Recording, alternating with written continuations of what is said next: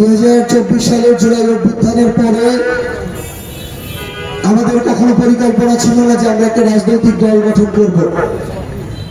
আজকে এখানে যারা উপস্থিত হয়েছেন অনেকে আমাদের বাবা চাচার বয়সী, অনেকে আমাদের ভাইয়ের বয়সী, অনেকে আছেন মা বোনের বয়সী। আমরা সন্তান হিসেবে বলেন, ভাই হিসেবে বলেন, আপনাদের সামনে আমাদের মনের কথাগুলো তুলে ধরতে চাই। 2024 সালের জুলাই অভ্যুত্থানে আমরা রাজপথে নেমেছিলাম একটা যৌক্তিক কোটা সংস্কার আন্দোলনে। কিন্তু যখন সেই যৌক্তিক কোটা সংস্কার আন্দোলন থেকে আমাদের ভাই আবু সাঈদ থেকে শুরু করে আমাদের ভাইদেরকে নির্বিচারে হত্যা করা হলো, আমরা সেই স্বৈরাচার পতনের আন্দোলনের দিকে গেলাম। কারণ সেই মানুষ শুধু ক্ষমতায় টিকে থাকার জন্য একটা দেশের হাজারের অধিক সন্তানকে খুন করতে পারে, সে কোনোদিন মানুষ হইতে পারে না। সেই রক্ত পিপাসু, ক্ষমতা পিপাসু মানুষের কাছে আমার এই দেশ কোনোদিন নিরাপদ থাকতে পারে না। অন্য দেশের ছত্রছায়া ক্ষমতায় টিকে থাকা মানুষের কাছে আমার সার্বভৌমত্ব কোনোদিন নিরাপদ থাকতে পারে না। বিএনপির জনাব সালাউদ্দিন আহমেদ একটা গুরুত্বপূর্ণ কথা বলেছেন, যার গোড়া যেখানে, যার শিকড় যেখানে, পতনের পরে তার আশ্রয় হয়েছে সেখানে। যার গোড়া দিল্লিতে, যার আশ্রয় দিল্লিতে, তার পতনের পর জায়গা হয়েছে দিল্লিতে। তাহলে আমার এই স্বাধীন বাংলাদেশ, এই সার্বভৌমত্ব বাংলাদেশ কি দিল্লি থেকে চলতে পারে? পারে না। আমরা স্পষ্টভাবে আপনাদের জানাতে চাই, যখন আমরা দেখলাম অভ্যুত্থানের পরে 6 মাস গিয়েছে, কিন্তু আমরা দেখছি যে আবার দেশটাকে পূর্বের জায়গায় নিয়ে যাওয়ার চেষ্টা হচ্ছে। আমরা নতুন রাজনৈতিক দল করেছি, আপনাদের এই সন্তানেরা ভাইরা নতুন রাজনৈতিক দল করেছে।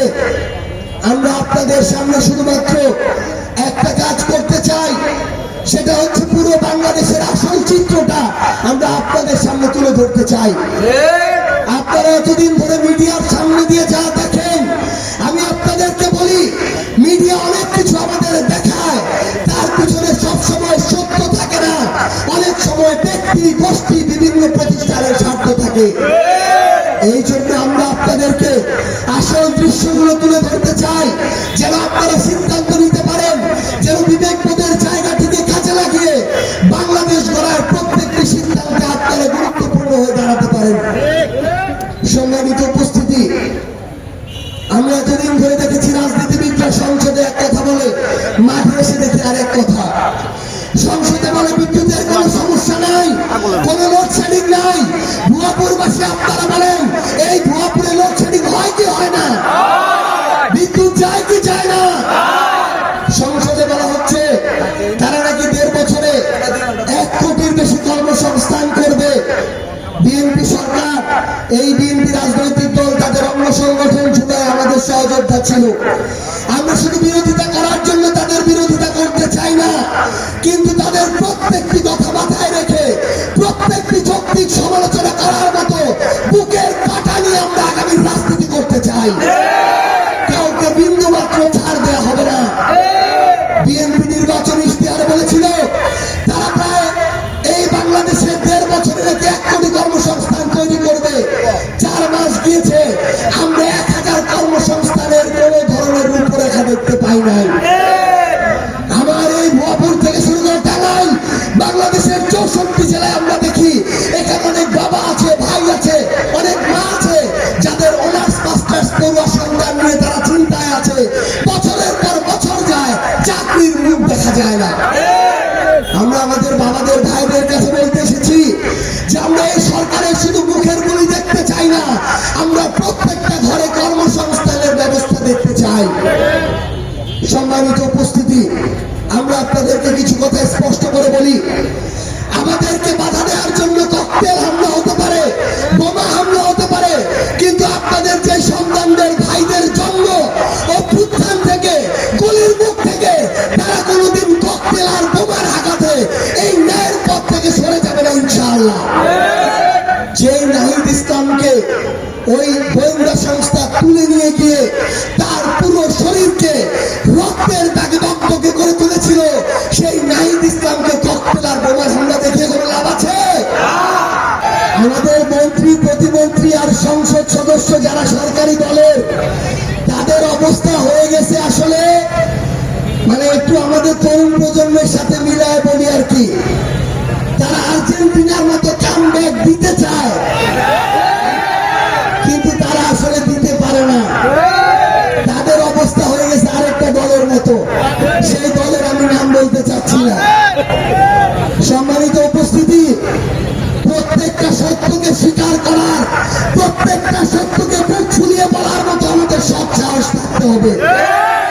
ক্ষমতায় গিয়েছে, সংখ্যাগরিষ্ঠতা পেয়েছে দেখে আপনি যদি তাদেরকে ছাড় দেওয়া শুরু করেন, ভয় পাওয়া শুরু করেন, মনে রাখবেন তারা আপনার মাথায় উঠে নাচবে।